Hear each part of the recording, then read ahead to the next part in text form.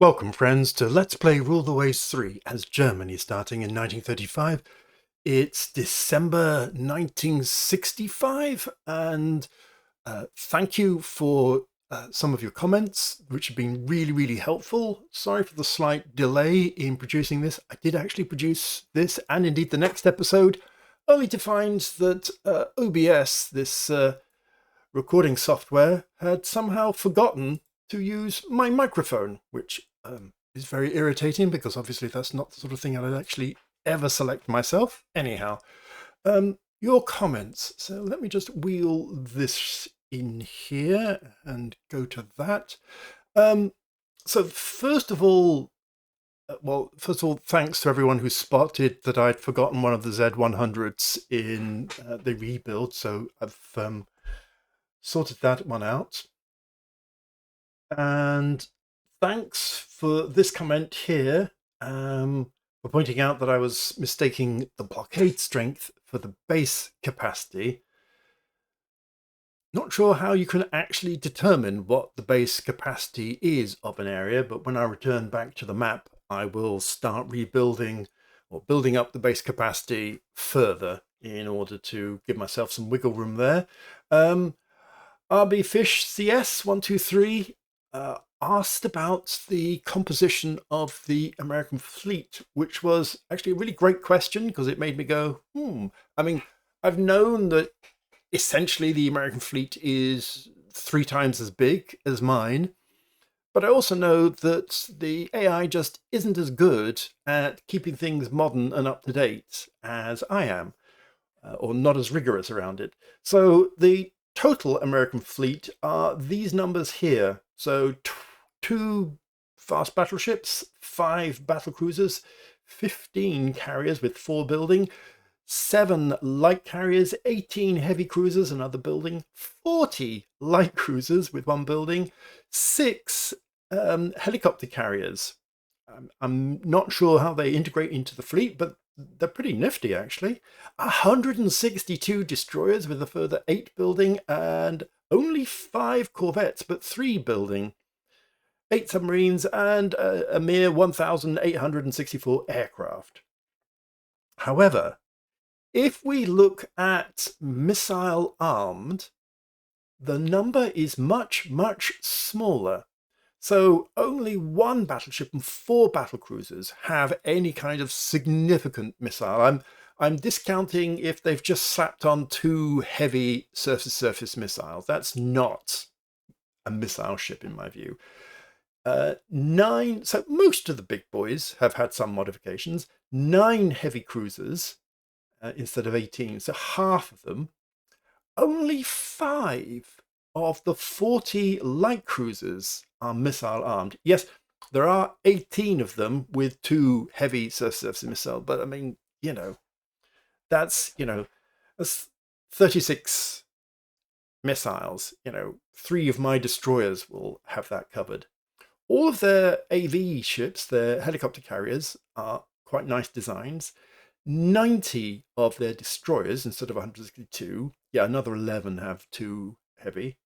2 of the corvettes. 1 which has 8 heavy surface missiles, which is like, Now I know there's a tech coming that will allow for effectively fast corvettes which can actually join the fleet and aren't just part of the Trade Protection Force. But yeah, so this is a lot less. This is bigger than, but comparable to my fleet, with the exception of 15 carriers.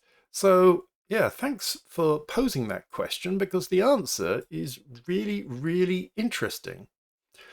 Noticing the missile-armed corvette, I did have a little play with a design like this. There are lots of alternatives that I could muck about. Essentially, 250 a month for 16 months, pretty cheap. And the sting really is that these contain 4 medium surface missiles. So I'm thinking them, yes, they will have to be part of trade protection. So having 16 ASW value is key to that. Unfortunately, they can't have torpedoes because that would make them destroyers. But Uh, so that's really the core of what they're after. Obviously, the helicopter itself could have a light air-to-surface missile, bit of a bonus. But these surface-to-surface missiles are effectively almost like a surface strike Q ship. So, you know, if one of these gets caught up in a battle and the enemy thinks it can just, you know, whiz past with no consequence, well, ha ha ha ha ha. Surface missiles. Now, whether I'd be able to fire them, whether it would fire them on its own accounts, who knows? Yeah, obviously these become much more interesting when I can crank up the speed up to fleet speed. But yeah, let me know what you think. Obviously, if I did add some torpedoes for the let's just do a central one. Let's just do just a couple. Obviously, I'll have to adjust the weight, but yeah, this is no longer a KE, so I'd have to make it into a destroyer. But you know, and I've already got a good destroyer that I'm interested in. So yeah, as I say, let me know what you think. Right, back to the map, and let's zoom in here. And let's go to the whole build naval base. So yeah, that's going to take a chunk of money.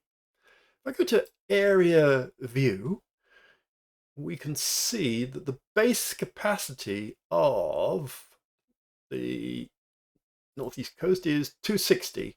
Okay, the first figure is ours, the second figure is our allies. We have no allies in that area, unlike the Mediterranean, where we have a huge capacity, but we're not interested in that. So the question then is, how can I tell how much base capacity a ship uses? Answers in the comments, please. So that's got that one done. And yeah, I got that under construction. So if I just go by month, so we've got the 2 new carriers coming along. So just less than 2 years out, the modernization of the Graf Spee proceeding well enough. New small destroyers coming along nicely. That Z100 that I missed, put into rebuild. New general purpose destroyers also not far off, just a few months off. The Graf Stauffenberg rebuild is just a few months away, quarter of a year away. And 2 light cruisers that once upon a time were heavy cruisers that date back to a long time ago are just about to finish their own rebuild. So pretty pleased with that. So let's push the year on and go into 1966. So some ships working up, hooray. I will probably have to reconfigure the divisions and probably check the officers. Happy to report they're close to mastering improved light SAMs. Well, good that I've been going big on light SAMs. And yep, some officer things going along and intelligence, but nothing. Well, US scientists have invented night airship operations. Right, okay, good to know. So America is only 7 with us, which is a bit heartbreaking. Yeah, we have our alliance with Japan and with Italy, which is great. If we have a little look at 1965 in review, we've been, you know, a bit lacking in ship design. New plane, the helicopter. I mean, it's a good helicopter, but actually it's time to start on a new heavy jet fighter, because the current one, excellent though it is, you know, 18 months old or something. No really new ships. 8 rebuilds entering service. 8 rebuilds. Should have been 9. Unrest is 0. Hooray! Tension with the USA. Boo, is only 7.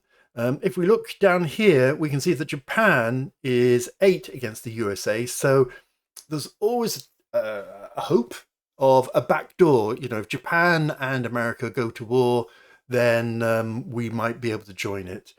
for missile techs, I mean, the torpedo one is a bit meh, but otherwise all good.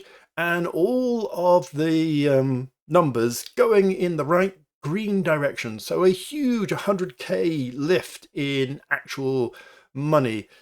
23 in actual reserve money, 11 more going up to 28k in construction, 4 more solid techs. So yeah, I'm pretty happy with that.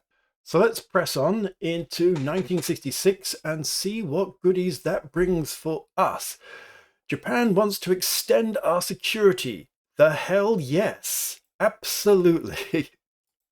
Absolutely. A couple more ships finished working up, which is nice. Oh God, the whole submarine nonsense. But I'm not prepared to risk the budget. It's too crucial. If I said no, yeah, I'd gain a prestige, but it could absolutely collapse the budget, and that would be awful. I can't afford all 18, but 9? Okay, yeah, I could do 9. So I'm going to go middling on that. America doesn't have many corvettes. Yeah, it's got a lot of submarines, but it would be really nice to just beef up that, because deploying those submarines to the American East Coast could well be, the kind of things that, America might find difficult, or deploying them to the Caribbean, for example. They might find that difficult as well, at least until they amphibiously invaded our base there. Unexpected advances in heavier than air aircraft. Well, that's nice. Close-in weapon systems are near. New Spanish jet fighter. Woohoo! So no real important news there. Monthly balance minus 1,000. So I'm not quite sure what increased. We haven't actually started the construction. Now, obviously, the difference between going for missile submarines and going for coastal submarines. Obviously, the coastal submarines would have to be forward deployed. I might as well just do this now. I'm going to deploy the coastal submarines into the US East Coast so that they're there when we need them. So really the choice to build 9 is between coastal submarines, which would have a build cost of 1,500, near as damned. So yeah, slightly below the budget, but it would be fine. Missile submarines, 3,600, so that would take us to minus 4,600. So that would chomp our way through the funds, but obviously I could halt various things to adjust that. The trouble with coastal submarines is that once you're at war, you can't move them. The nice thing about missile submarines is they've got missiles. I mean, that could be a thing, couldn't it? So I'm really tempted by the missile submarines. I've got a big submarine force. If this was all off in the east coast of America, or maybe split with the Caribbean, you'd think that that's got to do something. At the very least, it's got to concentrate the American minds onto some trade protection stuff. So I'm going to go big. I'm going to go missile submarines. Let's do that. Boom. So, I mean, 22 months as well. So on the grounds that we are, because of the construction of the carriers, we are 22, 19, 17. So we're, with working up, 22 months away from ideal time to have war. Not that the game will necessarily give me the luxury of an ideal time. So that's used up most of our construction until some of this stuff pops out. So, but that will reduce this minus 4,600 for us pretty easily. Oh, and I forgot, this is good, by the way. I forgot to start off a new plane, so I'll do that in a moment. Tension is high between our ally, Japan, and Europe. We should tell that we will support them whatever. Yeah, of course we will. And get a tiny little bit of prestige. Fine. Oh, we've actually developed a light jet fighter as a private venture. They want to know if we're interested in buying it. Well, yeah, it's a lot better. So it's a lot faster, similar-ish range. Yeah, why not? I'm not sure I've actually got many in service. Let me go look at my air groups and go by, whoops, type. So, oh yeah, I do have some light jet fighters. So I'm actually going to convert those by type. Sorry, by role. And I'm going to make them into heavies because, honestly, I don't think the light jet fighter is particularly viable. So, aircraft types. Request. We're absolutely going to request a heavy jet fighter. Speed and range. Now, I have in the past been doing reliability, and if I get a heavy jet fighter whose reliability is poor, then I'm, more than happy to scrap it. But at the moment, 15 years into heavy jet fightering, I'm assuming reliability is less of a problem. So that's requested. Oh, cool. I didn't realize this. I'd actually have to develop this this light jet fighter. That's annoying. Do I have an old? Yeah, I need to obsolete the old light jets. Okay, so that's got the planes underway. And let's press the turn marker. Rijksgraf has finished its reconstruction, which is great. That's lowered the monthly balance debt. It does mean I can't just press on with Graf Stauffenberg itself at the moment, which is a shame. Or is it? Should I just bite the bullet? I'm going to bite the bullet. Rebuild Stauffenberg. Let's get going. Oof, minus 6,000. Well, this is what funds are for. 3 new destroyers. Critical remarks. Oh dear, oh dear, oh dear. Not going to use my influence. It's above average, which is nice, but what can I say? Need to be a bit more guarded when you're in a country like Germany. No great news of any consequence there. That's fine. With that Japan thing, let's just oh yeah, right. Okay, so I'm going to have to reorganize my divisions and make sure my officers are okay, because America and Japan are very, very glary at each other. Probably also want to look at deploying my submarine force as well and just check all those things, because I appear to be closer to war than I imagined. So yeah, let me just go and sort out some of that stuff. Yeah, okay, that took a bit of organizing. So everyone is in a squadron. I've added these Handelsschutz squadrons. They're just the trade protection ships. Just get them out of the way when I'm assigning the other ships, so that I know, because they're slow and stuff like that. They're destroyer escorts by another name.